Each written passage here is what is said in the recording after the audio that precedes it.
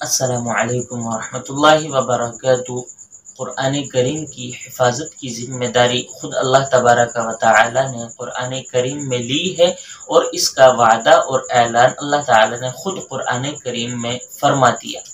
लेकिन ये हिफाजत और ज़िम्मेदारी उन लोगों से है, उन गैर ईमान वालों से है जो क़ुरआन करीम को नाउज़ुबिल्लाह मिटाने की और उसके अंदर तब्दीली करने की कोशिश करते हैं।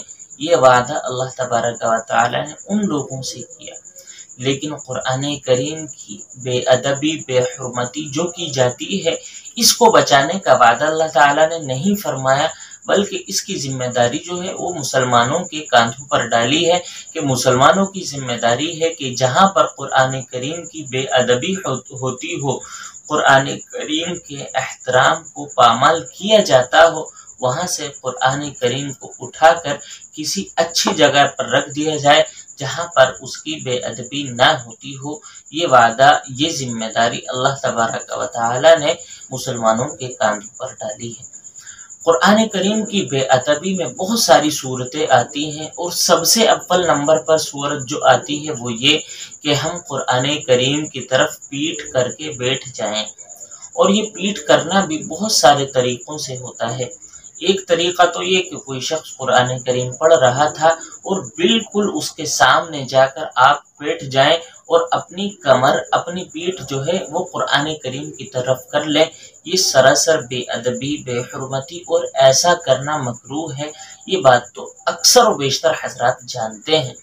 लेकिन कोई शख्स पहले ही से बैठा हुआ था, बाद में कोई शख्स आता है और क़ुरआन करीम पढ़ने लगता है और क़ुरआन करीम का रुख उस शख्स की पीठ की और कमर की तरफ हो जाता है और फासला जो है काफ़ी फासला होता है, मतलब कम से कम 10-12 फुट का फासला होता है। तो अब ऐसे बैठने में, ऐसे क़ुरआन करीम को पढ़ने में क़ुरआन करीम की पीठ नहीं होती है, ये बात अक्सर और बेशतर लोग नहीं जानते। लोग ये समझते हैं क़ुरआन करीम की पीठ होती है, चाहे उसकी तरफ कोख हो जाए, चाहे उसकी तरफ पीठ हो जाए और बहुत सारा फासला हो। अक्सर और बेशतर लोग ये समझते हैं क़ुरआन करीम की पीठ करने में सिर्फ वो सूरत आती है जो क़ुरआन करीम से बिल्कुल मिली हुई हो, ये बहुत ज़्यादा करीब हो। लेकिन अगर किसी की पीठ और कमर तो क़ुरआन करीम की तरफ है, लेकिन बीच में बहुत सारा फासला है, तो उस फासले की वजह से वो क़ुरआन करीम की पीठ शुमार नहीं होगी। एक सूरत। दूसरी सूरत ये कि मस्जिद है या कोई भी क्लास है जहाँ पर आप बैठे हुए हैं और मजमा बहुत ज़्यादा है, बहुत सारे लोग बैठे हुए हैं और अपने अपने काम कर रहे हैं।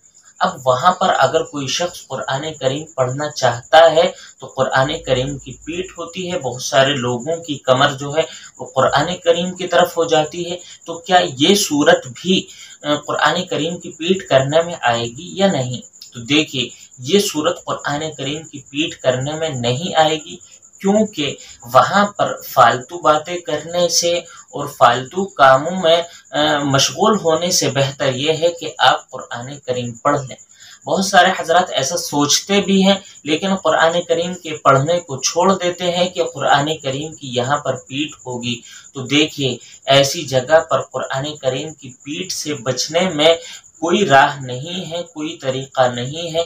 तो इसलिए अब ऐसी जगह पर अगर आप क़ुरआन करीम पढ़ते हैं और कुछ लोगों की पीठ अगर क़ुरआन करीम की तरफ हो जाती है, तो पहला काम तो आपको यही करना है कि ऐसे लोगों की पीठ से बचने की कोशिश की जाए।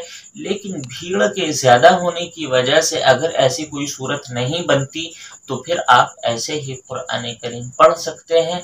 ऐसा करने में क़ुरआन करीम की पीठ करना ये शुमार नहीं किया जाएगा। तो इस सूरत को अच्छी तरीक़े से समझने की कोशिश करनी चाहिए कि क़ुरआन करीम की पीठ करने में कौन सी सूरत आती है और कौन सी सूरत नहीं आती है।